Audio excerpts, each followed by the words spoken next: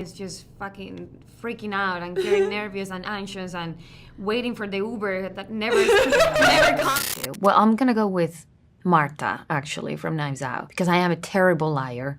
Horrible. En mi último video recibí muchos comentarios recomendando a Ana de Armas. Your wish is my command. Hoy vamos a analizar su inglés. Ana Celia de Armas Caso nació el 30 de abril de 1988 en La Habana, Cuba. Comenzó como actriz a los 16 años protagonizando Una Rosa de Francia, antes de mudarse a Madrid a los 18 años y convertirse en estrella de la exitosa serie El Internado. Luego dio el salto a Hollywood. Sus primeros papeles en inglés fueron Knock Knock y War Dogs, donde aprendía sus líneas fonéticamente, mientras aún dominaba poco el idioma. Su carrera se consolidó con roles en Blade Runner 2049, Knives Out, nominada al Globo de Oro por ese papel, y como la agente Paloma en No Time to Die. Para interpretar a Marilyn Monroe en Blonde, se enfrentó a su mayor desafío actoral. Trabajó durante meses con un coach de dialecto y se esforzó en transmitir vulnerabilidad auténtica. Y aquí otro dato muy inspirador. Ana aprendió gran parte de su inglés viendo Friends. De hecho, dijo en SNL que Chandler Bing fue su mejor profesor. I mean, look at me now. Could I be any better at English? Hoy vamos a analizar su progreso en inglés a través de los años, empezando por unas entrevistas que dio en 2015 por su thriller Knock Knock, su primera película en inglés. With this movie Knock Knock, it's about home invasion, and I'm wondering what about that appealed to you, because the tables are kind of turned. Usually the female is the victim here. That's actually one of the reasons, you know, and I think the script, it was very fun when you first read it, and then I thought it was interesting, you know, why these girls are doing this. Even they're insane and crazy, and you cannot, you know, there is no reason to go to that limit. But there is, you know, it was like there is something behind. There is motivation, there is pain behind that, and there is, you know, why they're doing this. And at some point also on the script, Es muy curioso cómo está hablando porque se le nota que está nerviosa al principio de la entrevista porque está respirando muy profundo, está como, you know, tomando respiros muy profundos, entonces se le nota nerviosa para hablar en inglés y además está dudando un poco, está como pensando, se le nota que está yendo como a otro sitio en su mente para buscar las palabras. Eso es normal, eso no pasa nada. Y también vemos aquí que dice, why they are doing that. No, ten en cuenta o recuerda que tenemos que cambiar el orden del sujeto y el verbo. Why are they doing that? I thought, you know, all of them at some point are the victims. Like, Keanu is the victim most of the story, but then they also they have these little moments when you can see that, you know, they're broken and there's something behind that. So, and he actually did what he did, you know. So we all had reasons to do what we, you know. I agree with her 100%. I think what was really interesting was exactly that. I think there's a game even to play where you can. Es curioso porque mira a la otra actriz como que sálvame, le mira como, you know, y para que la actriz saltara y le ayudara a seguir hablando, contestando las preguntas. Yeah, it was actually longer, but it was fun to see these girls so young and talking with this, you know, so often, and freedom about sex and relationships and about threesomes and these things, and this guy is just fucking freaking out and getting nervous and anxious and waiting for the Uber that never comes, and it's like this musical share that we used to call it, that scene that when we're chasing him. Claro, me costó un momento entender lo que dijo porque dijo musical share y dije, ¿qué es musical share? Se refiere a musical chair. La CH en inglés se pronuncia ch, es un sonido fuerte, no es musical share, musical chair. It's just changing the position all around the living room, and it's, yeah, that's the entire, you know, feeling in the movie. That that's the movie. We're trapped in this house, you know. There is. What was the first scene that you shot with? Y dice, they are trapped in this house. They are trapped. They're trapped in this house. We shot chronologically because we were in a house and we could do Yeah. whatever we wanted to We do. got lucky enough Yeah, that the schedule we was were so. doing everything in order. So the first time you see us was the Yeah. first time that was our first take, Yeah, it's and we true. got that one. Ok, mira, en esta primera entrevista en 2015 está la película donde aprendió sus líneas fonéticamente porque todavía obviamente no tenía tanta fluidez, no estaba hablando, no, o sea, no había llevado tanto tiempo estudiando inglés, aprendiendo inglés. Así que se nota que, vale, en la película habla muy bien porque tuvo coaches, pues estuvo memorizando las líneas, pero cuando le toca contestar de forma espontánea a las preguntas, se nota que está respirando muy profundo porque está medio nerviosa y además pues está dudando mucho, se le nota que está muchas veces pausa durante varios segundos y piensa sí y luego contesta o a lo mejor en el momento en que miró a su compi para salvarla. Así que en 2015 se nota que su inglés todavía tenía mucho trabajo por delante. Ahora vamos a ver el trailer de la película para ver realmente cómo hablaba en la película, que era guionizada, cómo era su pronunciación, cómo era su entonación y comparamos eso con su forma de hablar natural en entrevistas. Well, of course, I loved my character, Bill. But what really attracted me to the project was the story. You haven't seen a story like this one from a long time. You haven't seen a story like this one for a long time or in a long time, but not from a long time. Once you read the script, you can't stop thinking about it. To see the situation of this family man, Evan, makes a decision that seems normal without consequences. And that decision leads these two girls getting to his house because outside is raining and cold, change his life drastically. Because, you know, there is that line that guides us about what is right or wrong and helps us to keep our lives under control. But sometimes you don't see how close you are from breaking it. And when you break it, everything can change really fast. And this premise is really strong. And another amazing thing that I found in the script is the fact that all the characters think they are victims. So each one of them has reasonable grounds to justify their actions. So for an actor, Okay, she's surprising me with some of the phrases because she said, okay, each of them has reasonable grounds to defend their actions. That's really a quite advanced structure. So it's really interesting how she's... no sé por qué les empecé a hablar en inglés, pero me entienden. Ella de repente suelta frases muy avanzadas, aunque todavía le cueste, se nota que está pausando, está pensando mucho.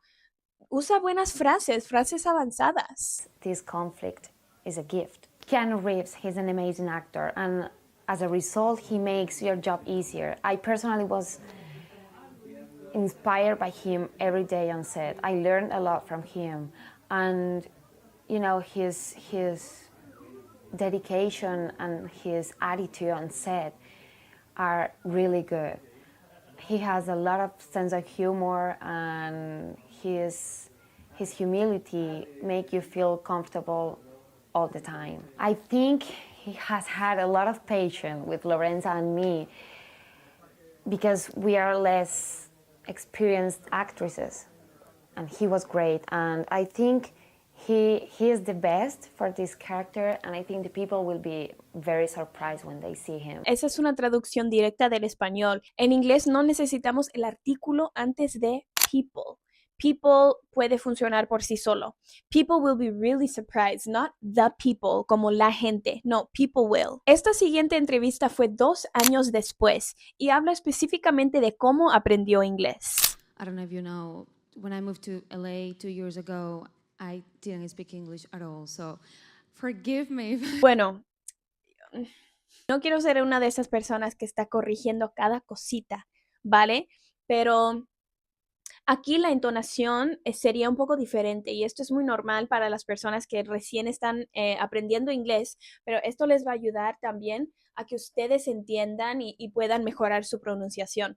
No sería didn't speak didn't speak. Esa es una entonación, un ritmo muy del español. Sería I didn't speak. I didn't speak. Not I didn't speak. Mistakes. Or I 2 say years ago, something you weird. didn't speak English at all? No. So was Knock Knock your first English language movie? Kind of, yeah. Yeah, it was actually, yeah. So what? Well, then let's just backtrack a little bit. What gave you the sort of confidence to move to LA, start an acting career, without being able to speak English? I like adventure and challenge, I guess. I don't know. Actually, Hands of Stone, which we'll talk about it after, it was the first movie I did in the US that is coming out now. But that was kind of the project that made me think of maybe it's a good time to move to LA. Mira, es sorprendente. O sea, la entrevista que vimos antes dijo que en ese momento no sabía hablar inglés. A ver, eso no es del todo cierto porque se nota que había estado estudiando, pero que básicamente llevaba poco tiempo aprendiendo inglés y ha podido expresarse con cierta fluidez en las entrevistas. Así que no sé si a lo mejor hacía 2 años en las entrevistas del 2015, a lo mejor ya conocía las preguntas que le iban a hacer y preparó sus respuestas. También es posible eso, pero que solo había llevado 2 años estudiando inglés y que hable así es increíble. Entonces, kudos to her. Ahora vamos a una entrevista más reciente de 2023 de Elle. Fictional character that I really relate to. Well, I'm gonna go with Marta, actually, from Knives Out, because I am a terrible liar. Horrible. And if that throwing up thing was a real thing, I would just be throwing up all day long. Hello, I'm Ana de Armas, and today I'm gonna let Elle ask me anything. But before we get started, please make sure to check out The Gray Man.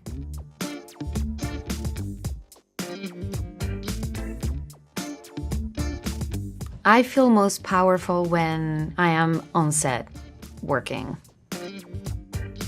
Best industry advice I've ever received, I think, is there is no shortcuts for hard work. Oye, miren, esa frase es muy buena. There's no shortcuts for hard work. No hay caminos fáciles para shortcuts. ¿Cómo podría ser shortcut?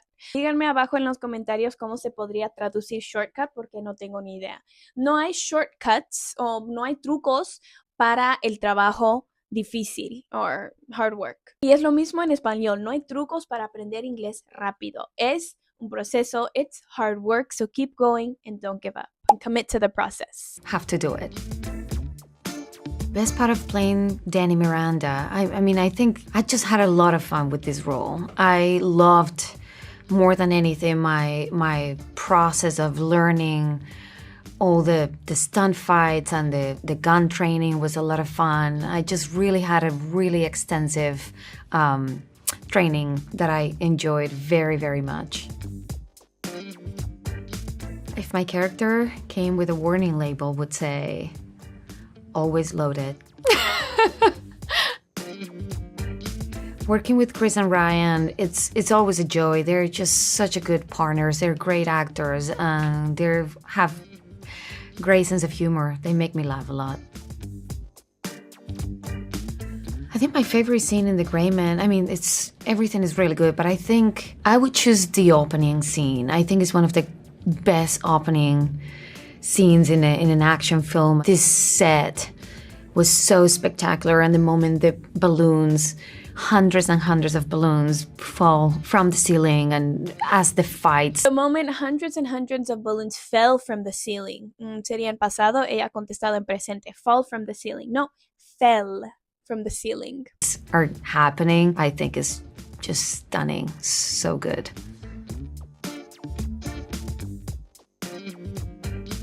I cry and I am very emotional with everything. I probably cry every day watching something. But I think, you know the scene in Inside Out when Bing Bong and Joey are trying to get on the rocket and just go up, and he just let himself off the rocket and he just stays there and disappears. It kills me every time. The last show I've, watched like non-stop, I think I would say Stranger Things, of course. I feel the most creative when I finish watching some incredible Aquí el mismo punto que mencioné antes, watching, not washing. artist or performance, whether it's a concert or a play or an incredible movie, and I just get out of the theater like really pumped up and very excited and inspired. My dream role would be, I feel like I just played a dream role for me, which was Marilyn Monroe. But if I had to play another one, I'd play Ken's hairstylist in Barbie. I think I'd choose the suit I wore for the Knives Out premiere in London. Loved it. I think it's my friends. I'm nobody without them. Who's my biggest cheerleader? I think also my friends. I'm gonna go with that because my friends and my team. I feel like they're very, very supportive. I wish I could sing. It's just not for me. Fictional character that I really relate to. Well, I'm gonna go with Marta, actually, from Knives Out, because I am a terrible liar. Horrible. And if that throwing up thing was a real thing, I would just be throwing up all day long. My favorite comfort meal, I would just go for Cuban food, probably rice and beans, or even, fried egg on top of it, or just something simple. Who do I look up to? I'm gonna go with my friends again, my girlfriends. All these incredible, strong mothers, hardworking, talented girlfriends I have. They do so much. I really admire them. Something that people don't know about me. So much, I guess. I don't know. I guess I make the best chicken soup in the world. Like, you have no idea. I'm most proud of not compromising on my work ethic, I think. My ideal day would be nothing on my schedule. I will wake up very slowly, have my cafe in the morning, and then go to a museum, and then stop by a bar, eat some tapas, croquetas, and jamon, go take a nap, wake up again, and go out for dinners and beers, and, that would be... And then have some great gin and tonic at the end. En el resto de la entrevista no puedo corregir nada más. Está hablando muy bien, se expresa muy bien. Lo que sí puedo decir es que está hablando mejor que en 2015 y en 2023. Se ha notado, incluso en esos 2 años, se nota la mejoría, cómo ha mejorado en esos 2 años. Se está expresando mejor y está pausando menos, le está tardando menos en pensar en lo que va a decir, pero todavía se nota ahí algunos problemas con las preposiciones, por ejemplo. También le estaban faltando algunas palabras, el sentido de algunas palabras y sobre todo muchas pausas para hablar. Pero bueno, eso también es normal, no es nativo hablante, entonces a veces sin querer estamos traduciendo entre el inglés y el español. Entonces, aquí ya está hablando fluido, está hablando muy bien, así que quiero ver ahora las entrevistas de 2025, cómo está hablando hoy en día, y vamos a hacer la comparación de cuánto cambio hemos visto de 2015 al 2025. Su película más reciente fue en inglés y se llama Ballerina, así que estas siguientes 2 entrevistas son de este año, de 2025. Well, Eve is a ballerina turned assassin trained by the Roscoe Roma, and she is going on a revenge journey in this movie. I loved all of them, so for me it was such a joy to have them, just because of the actors that they are, and also because they are in the John Wick, universe. They are John Wick, So it was great to have, Keanu, of course, number one. With me. We come from a long time ago, and it was beautiful to have him back now in my movie supporting me, and he's a legend, and the scenes that we have together are really powerful and really stunning and great action. So I'm really excited for those. And then, of course, Ian McShane and Angelica Houston and Lance Reddick and, Norman Reedus, everybody. I mean, it was great. I think, if you like John Wick, I think you will like Ballerina. It's great action, very powerful story, beautiful locations, characters that you already know. It's that the same universe, and I think this time what's interesting is that we're just turning the camera around and discovering this world through another character's perspective, in this case Eve Macaro, and it's going to be a good way to discover what the Rosca Roma and the rules and all of that are about. Yeah. I mean, this movie, it's made for the theaters. It's made for the big screen. I think you have to watch. And it's also for, this is a movie for fans, like you have to be in the theaters experiencing that with people around you. Like, it's a movie that will keep you at the edge of your seat, and you have to feel that collectively. Like it's a movie that will keep you on the edge of your seat. The energy is completely different, and I think it's worth to go see it. I think it's worth seeing it, or I think it's worth going to see it. Ahí necesitamos el gerundio con el verbo worth. It's worth it. Si queremos hablar de una acción que viene después, que algo que valga la pena, sería worth going, gerundio, que es con el ing, worth going to see it. It's huge. It's a big honor. I'm just grateful, honestly, to be a part of this franchise, and grateful to Lionsgate and everyone involved that gave me the opportunity. And I was surprised. It's very special. Mira, aparte de esos dos correccioncitas, no tengo mucho que decir, solo que habla muy bien, ya se le nota con más confianza, con cierto dominio del idioma, y que es muy natural su forma de hablar. Vamos a ver esta última entrevista y vamos a comparar el antes y el después. Yeah, there's always that, not only in Hollywood, just I think in life, like there are certain moments in your life that you make decisions that usually seem crazy or extreme, or that you're, completely out of your mind and people advise you against. And it's always been a constant in my life for some reason, because I guess I just like challenges and I just aim really high and I go for it. But it has been my purpose in life to continue to follow what I feel like I should do, like to trust my gut and to just like keep, chasing those dreams or those goals or whatever it is that I'm looking for. And it happens in Hollywood, it happens everywhere, but it's fun. It's fun to prove them wrong. It's fun to just be true to yourself, which is what I think is more important. I mean, I did know how good I had it. I was always, very much aware of how lucky I have been all the way through my career working with the people I've worked with. And Keanu was truly, for my first film in English in the US, I couldn't have had a better, partner. I do think about this past 10 years a lot, because I never imagined my career being what it is, and I'm grateful for it every day. And I also feel like it's kind of there's something really special. I don't know, feels like a full circle for me and Keanu.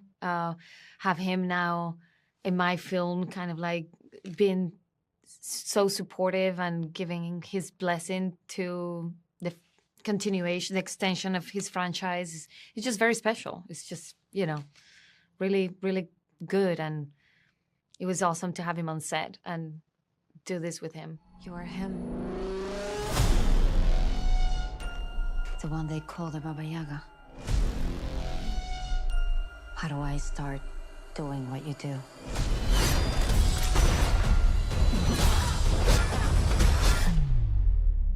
Looks like you already have.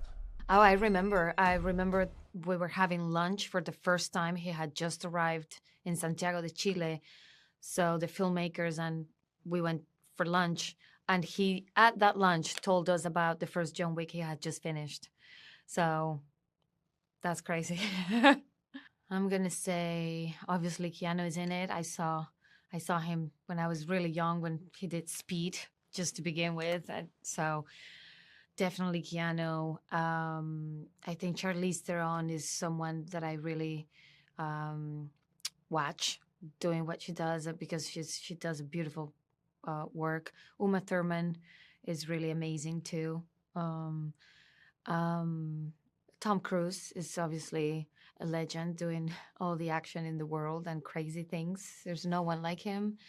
Sigourney Weaver in Alien is unbelievable. Scarlett Johansson. I mean, it's just so many, a lot of people that... No puedo corregir nada más.